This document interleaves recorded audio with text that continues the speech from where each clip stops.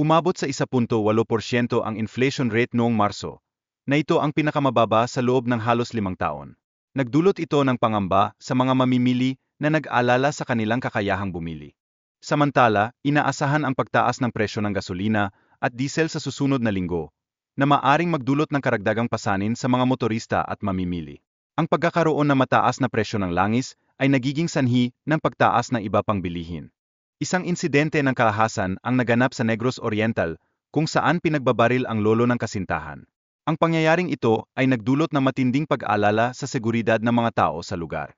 Nagsimula ang alitan sa pagitan ng mga motorista na kalaunan ay nauwi sa pisikal na laban. Ang mga pandigma ay nagpalitan ng suntok sa tabi ng kalsada, na nagresulta sa mga pinsala sa kanilang mga katawan. Ayon sa pahayag ng barangay, ang driver ng e-trike ay ang unang umatake.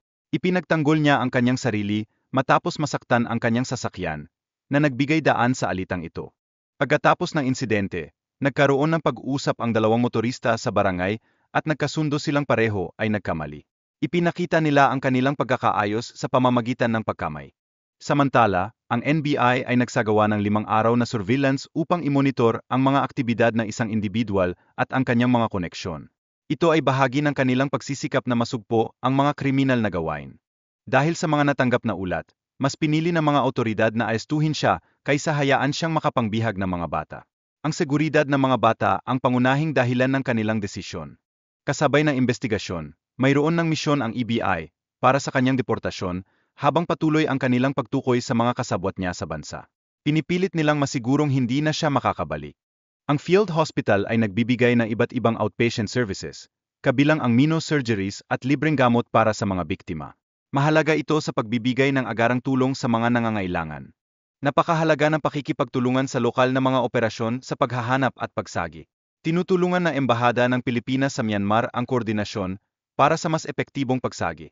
Gumagamit ng high-tech na kagamitan, tulad ng drones at life locators, sa mga operasyon.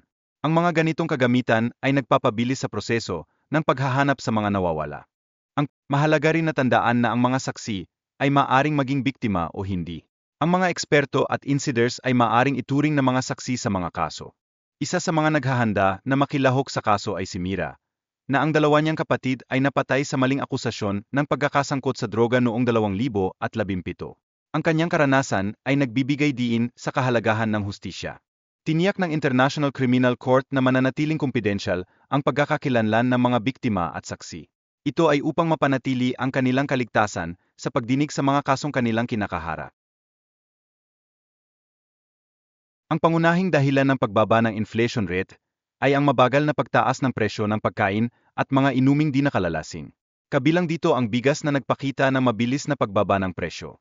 Sa kabila nito, ang mga presyo ng karne, lalo na ng baboy, ay nagpakita ng mabagal na pagtaas noong Marso. Ang inflation rate ng baboy ay umabot sa 8.2%, mas mababa kumpara sa 8.8% noong Pebrero. Bilang hakbang upang mapababa ang presyo, nagtakda ang gobyerno ng maximum suggested retail price para sa bigas at baboy, layunin nitong panatilihin ang mababang inflation. Gayunpaman, ayon sa mga eksperto, may posibilidad na magpatupad ang ibang bansa ng karagdagang buwis sa mga produktong nagmumula sa Estados Unidos. Ang ganitong hakbang ay nagiging sanhi ng trade war. Dahil sa mga karagdagang buwis, makakaranas ang mga mamimili sa buong mundo ng pagtaas ng presyo, na mas mararamdaman sa mga bansang umaasa sa mga import mula sa US. Bilang karagdagan, ang Pilipinas ay may potensyal na maging target market para sa mga multinational companies. Ito ay dahil sa mga oportunidad dulot ng paghahanap ng alternatibong pamilihan ng ibang mga bansa. Si Senator Ronald Bato de la Rosa ay nagplano na bisitahin si dating Pangulong Rodrigo Duterte sa Netherlands, bago o pagkatapos ng halalan sa 2025. Sa ibang balita, ang mga overseas Filipino workers sa Qatar ay pinakawalan matapos ang kanilang pagkakaaresto. Patuloy ang investigasyon ng gobyernong Qatari sa kanilang protesta. Nagsimula na ring magpadala ang Commission on Elections ng automated counting machines para sa halalan sa 2025. Ang mga makina ay ipapadala sa Mindanao para sa mga darating na eleksyon. Ang COMELEC ay magpapadala ng 16,000 contingency machines sa mga malalayong lugar bago ang halalan. Layunin nitong matulungan ang mga lugar na may mataas na pangangailangan. Simula Abril 22, magsisimula ang COMELEC sa pagpapadala ng mga balota sa iba't ibang bahagi ng bansa. Isang mahalagang hakbang bago ang final testing. Sa larangan ng politika, ang mga kontrobersyal na pahayag mula sa isang congressional candidate ay nagdulot ng pagtutol mula sa mga kritiko, na nanawagan ng diskwalipikasyon sa kanya bago ang halalan sa 2025. Ayon sa UNICEF, 78% ng mga bata na nasa ilalim ng 5 taon ay hindi nakapasok sa mga daycare centers, kaya't mahalaga ang pagtatayo ng mga ito.